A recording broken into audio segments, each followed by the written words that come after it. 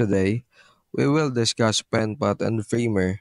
PenPat and Framer have the same fundamental objective of enabling designers to produce and prototype digital experiences, even though their features and scope differ.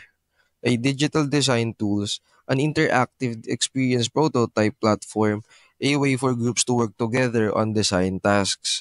Now let's examine the main features of these two platforms. PenPat is an open source platform for design and prototyping. Cross-domain team collaboration is emphasized. It is made to be compatible with SVG or Open Web standards. Its main goal is to offer an open source powerful design tool, perfect for groups that value publicly available platforms, cross-team cooperation, and open source solutions. Framer is a robust tool for design and prototyping that makes it possible to create websites. It is quite good at making animations and interactive prototypes.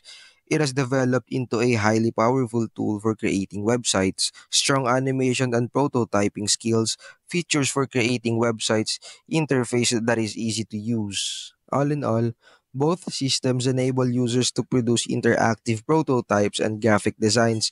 This is their main objective. Both make use of web-based technologies, which makes them accessible via web browsers. This facilitates collaboration and cross-platform compatibility. Both programs offer cutting-edge, aesthetically pleasing user interfaces suited for artistic endeavors. They offer areas for designers to visually work with design components.